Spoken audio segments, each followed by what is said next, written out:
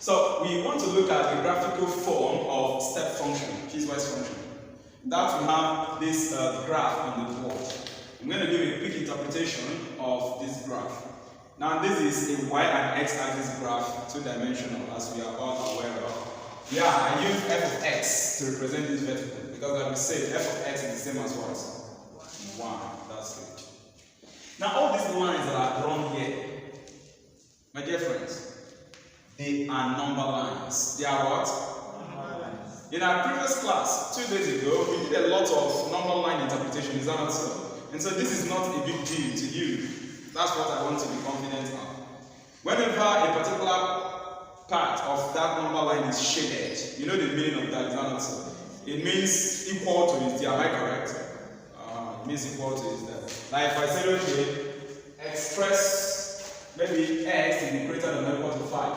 You just draw the line like this. It goes this way from the number line 5.5, and then you shade this guy, isn't it? The one that is not shaded means there is no equal to them. So on a normal, looking at this, you can interpret this number line. You can interpret these number lines. Let's take a look at them first. There is one that we have from 2 to 4, right? And then looking at this number line from 2 to 4, you notice that this circle here was not shaded. If you trace it down, you notice that the value is 2. Are you getting me right? Don't mind, no, I didn't draw to accurate scale line. It's freehand that I used, okay? So in case it does not overlap exactly, just know that it's the mistake of the freehand. So this circle, if you trace it down, it starts from the x value equal to what? 2. The x is our codomain, am I correct? And y is what? Oh no, the x is our what? Domain. And y is what? Codomain. Are you following right? Good. Now the x value from here, we have this circle with this line going this way and then this circle shaded. So this number line represents numbers from 2 to what? 4. But the fact that this circle was not shaded, would you say that this 2 is among? No. Now coming here, this 4 was shaded. Would you say that this 4 is this circle rather was shaded? Would you say that this 4 also exists here? Yes. You know, this was shaded. So it means that whatever value of x here will also be equal to what? 4. Now, like I said, these are numbers between 2 and what? 4. 2 not included. Are you getting me right? 4 included. We can define this inequality as 2 is less than x. Are you following me right? And then x is less than or equal to what? 4. Because on the normal, these two guys that are linked up like this, I explained the concept of intersect in our previous class, is that not so? You would see a line coming like this, another line, another one coming like this, will now what? Link, jam, are you following? So that's just the idea here. Watch. This thing is as if you have independent number line. This one going to the right, are you following? With the value x is greater than 2, because it's facing like this. If x is greater than 2 with this number one, if you want to make that statement in the other way around, I tell you that x is greater than what? 2. If you are to make that statement starting with 2, how would you say it? X is greater than 2. And I want to say 2 is something with respect to x. How would it be to still mean the same thing? Again? Correct. 2 is less than what? You can see the interpretation now. This number line facing like this means x is greater than. You remember this thing, primary school used to do that, right? Right hand is greater than, left is what? Less than. So this line going like this simply means that x is greater than 2, not equal to, because we didn't shade. Are you getting me right? Okay. If x is greater than 2, the other way around, it means that 2 is what? Less than x. Then look at this number line coming this way. It's facing left already, so what's the interpretation? That x is less than what? 4. Since we shaded it, it means that x is also what? Equal to 4. Do we understand? Does it make sense? The same interpretation applies to every other number line you are seeing here. Your examiner will not write these intervals for you if they decide to test you on this. Like I said, the probability is low. This time around at the exam is CBT. Are you getting me? For you to see questions asked in graphical format.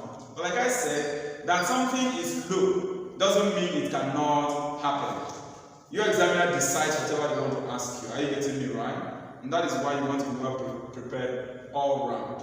Like I said, if this guide is given to you, they wouldn't quote the interval. They would not. They expect you to be able to interpret it based on your O-level knowledge of number line and inequality. Are you getting me? Okay, so I've interpreted this. Let's check another one. Look at this. From here, trace it down. It comes to the domain value what? Did you notice that I shaded here, right? So, can you interpret the inequality of this guy? X is what with respect to it? X is greater than or what? Equal to 8. That's what this line defines. And you know how this line goes to where? Positive infinity. Am I communicating? This one, what is the definition? This is between 4 and 8. Is that not so? So what would be the definition? Speak out, let's see. 4 is less than x. Good. 4 less than x, less than what? 8. Because nothing was shaded here. Do you get that right? Now there is this guy that is shading here. Look at this number one. You know, this one is hidden. Is that not so? We have something like this. This part was not shaded. This one was shaded. What is the interpretation of this? Remember, this one is going like this. Is that not so? Tell you that x is greater than what? -2. Then this one is coming this way. Tell you that x is what? Less than or equal to 2 because it was shaded. Dear friends, we understand this. We understand this number line representation now. Good. The next thing for us to do is to now find out how do we get the codomain value, the corresponding y value. Are you getting me? We have understood the domain quotations because domain are this number line, the x values. Are you getting me? Now, how will we get a particular codomain value for any particular domain value that you are asked to evaluate? Maybe if I say, okay, evaluate f of 3. Evaluate f of what? 3. It is not your duty, no matter how many number line that is given to you in this guide. It is left for you now to look at all the number lines and ask yourself, which line represents the interval where 3 can be found? I take that again. I ask you to find f of, let's say 3. Evaluate f of 3. From this graph, look at all these number lines and ask yourself, which of the number line represent domain with the interval where 3 can be found? What do you say? Do you agree with this one? Do you agree? These are values between 2 and 4. 2 not inclusive, 4 inclusive. Value between 2 and 4, 3 is there in example. So if I say f of 3, it is in this domain that you're going to locate it from. Are you getting me? Because simply f of 3, the domain value is 3, that is x value. Are you getting me? If you come to this x-axis, is 3 not between 2 and 4? 3 is between 2 and 4, is that not so? Now, watch out, let's see how we get the answer. Like I said, you don't need this interval notation, like this thing written for you. Because your examiner will not give it if they give you this thing. Are you getting it right? So for that reason, let me wipe this domain. I just use it to interpret. Are you getting me right? So we go. You have to evaluate f of 3. Come to the x-axis. Locate where 3 will be. Are we together? Now attention on the board, please.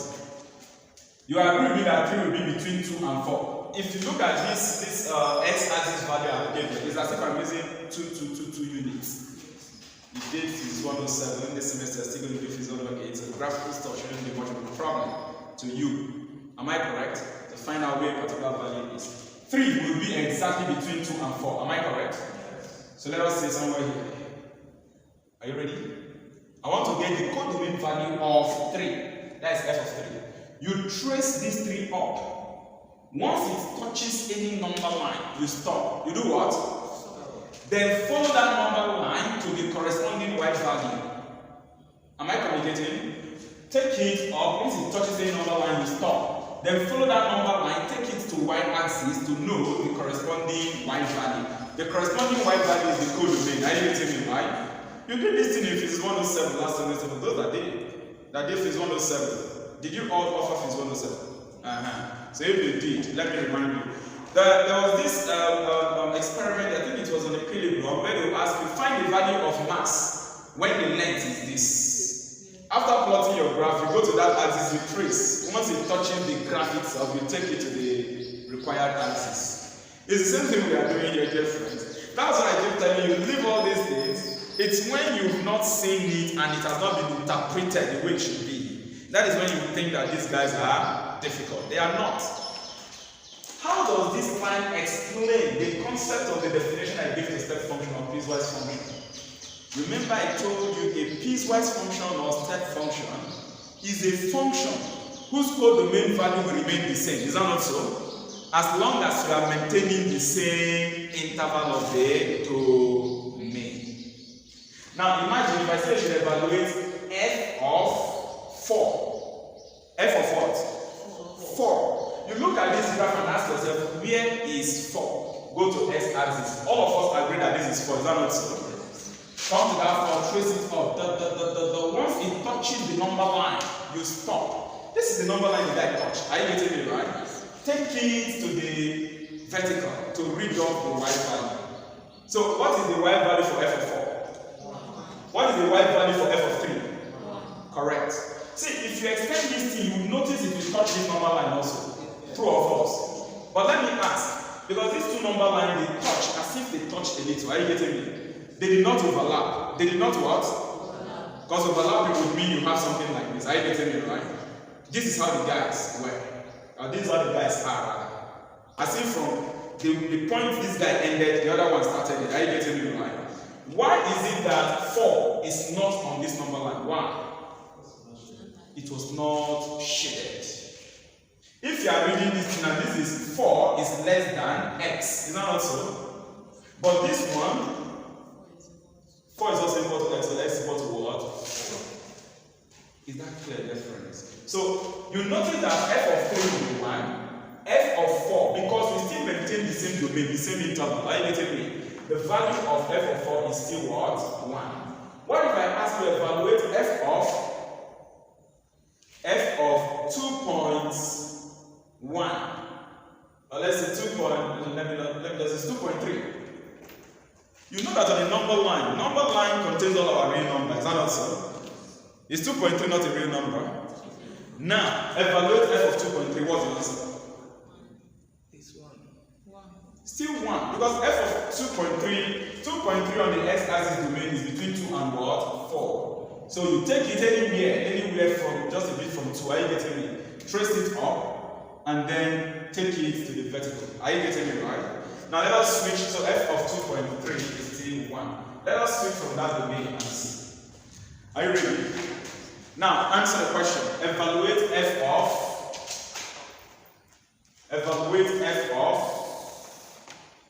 minus 10. Evaluate f of minus 10. So the value of x is what? Minus 10. That's the domain. Is that not so? So evaluate f of minus 10. What would be your answer? 3. The answer is 3. The answer is what? 3. Let's find out. Minus 10 is somewhere after minus 6. Is that not so? Yes. Going to the left. And now you notice there is a number line drawn from minus 6. But that number line is not equal to 6 exactly. I hope you know that, right? 6 is not a number. This is the one that covers for 6. True or false? This one covers for values less than what? 6. That is going to negative what? Infinity. And when you start moving less than 6, you meet minus 10. True or false? Less than minus 6, rather, you meet minus what? 10. Do you think this line stopped here? No. It went to what? Negative infinity. So if you assume minus 10 to be anywhere here, trace it up. It touches this guy. Are you getting me right? You stop. Move it to the f of x axis. That's y axis. So you say that f of minus 10 is what? Okay, let us check for f of, let's say, minus 1. F of minus 1. F of minus 1. F of minus 1. Have you found your minus 1 in the domain line? On the domain line. You have found minus 1 on the domain line. Is that not so? I guess minus 1 is somewhere here, isn't it? So what's the corresponding value of y there? 0. 0. Because immediately you have minus 1. If you move up, you won't meet any line. How do you know that? If you move down, you won't meet any line. However, there is a hidden line here. True or false? There is a hidden domain here. Look at it. It is on that particular horizontal line that you have your minus 1. So just from there, trace it to the vertical axis. If you touch it here, that's out. I hope you get the point. So f of minus 1 is equal to what? Correct. Now what of f of 2?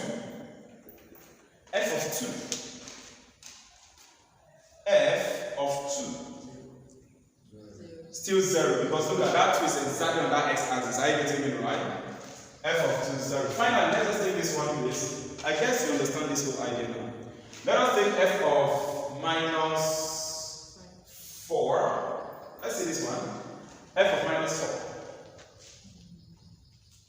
4. F of minus 4. F of minus 4.